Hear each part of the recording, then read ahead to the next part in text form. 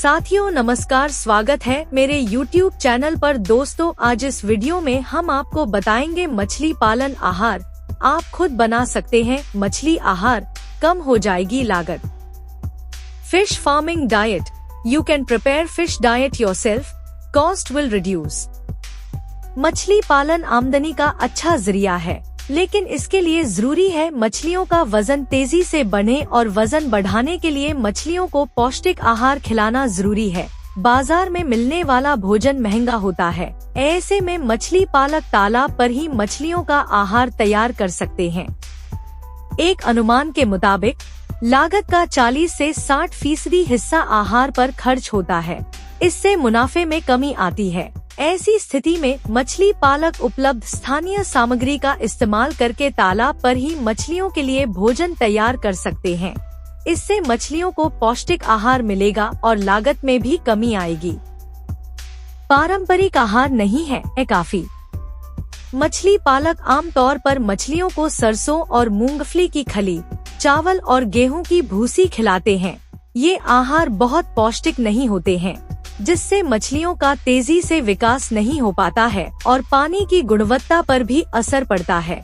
किसान अपनी लागत कम करने और पानी को प्रदूषित होने से बचाने के लिए तालाब पर ही आहार बना सकते हैं।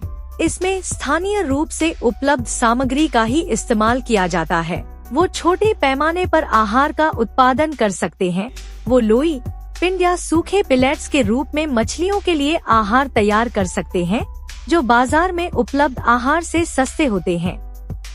आहार के लिए जरूरी सामग्री। पौष्टिक आहार के लिए प्रोटीन, कार्बोहाइड्रेट, विटामिन और खनिजों का मिश्रण जरूरी होता है। प्रोटीन के स्रोत के रूप में मछली का आटा, सोयाबीन का आटा, सरसों की खली, मूंगफली की खली, तिल की खली, अलसी की खली, रेशम कीट के प्यूपा का इस्तेमाल किया जा सकता है। जबकि कार्बोहाइड्रेट के स्रोत के रूप में चावल का चोकर, चावल की भूसी, गेहूं की भूसी, गेहूं का आटा, मकई के आटे का उपयोग किया जा सकता है। विटामिन और खनिज लवणों के लिए बाजार उपलब्ध इनके मिश्रण का उपयोग किया जा सकता है।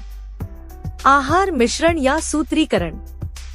तालाब पर आहार बनाने के लिए स्थानीय रूप से उपलब्ध सामग्री को एक खास अनुपात में मिलाया जाता है, जैसे सरसों मूंगफली की खली और चावल गेहूं की भूसी 1:1 या 3:2 या 7:3 के अनुपात में मिलाया जाता है। सरसों की खली, चावल की भूसी और अलसी सूरजमुखी के बीज की खली 4:5 और 1 सेकंड के अनुपात में मिलाया जाता है। सूरजमुखी की खली, चावल की भूसी और रेशम कीट प्यूपा 13:06 और 1 सेकंड अनुपात में मिलाया जा सकता है। सरसों तिल सूरजमुखी के बीज की खली, चावल की भूसी और रेशम कीट प्यूपा 9:3:7:1 अनुपात में मिलाया जा सकता है। वसा की मात्रा बढ़ाने के लिए 2 से 4% वनस्पति तेल मिलाया जा सकता है। आहार बनाने का तरीका। कुचला हुआ आहार। इसके लिए आहार मिश्रण के मुताबिक सामग्री एकत्र करके उन्हें पीसकर पाउडर बनाया जाता है और इसे हाथ से मिलाया जाता है। फिर इसे एयरटाइट थैलों में भरकर रखा जाता है। ये आहार हाथ से या बोरी में भरकर आहार खिलाने की विधि के अनुसार तालाब में डाला जाता है। पिलेट्स। आहार पिलेट्स बनाने के लिए सबसे पहले आहार सूत्रीकरण करना होता है। इसके बाद सभी सामग्री को पीसकर पाउडर बनाया जाता है। नमी के लिए थोड़ा पानी डालकर अच्छी तरह मिलाया जाता है। इसे एक बर्तन में डालकर आग पर पकाया जाता है। पकने के बाद इसे ठंडा किया जाता है और हाथ से चलने वाले या मोटर से चलने वाले पिलेटाइजर मशीन की मदद से इसके पिलेट्स बनाए जाते हैं। फिर इसे धूप में सुखाकर स्टोर किया जाता है।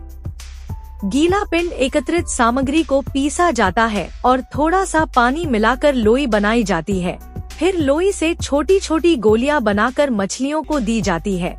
इस आहार को लंबे समय तक स्टोर नहीं किया जा सकता, क्योंकि ये जल्दी खराब हो जाता है।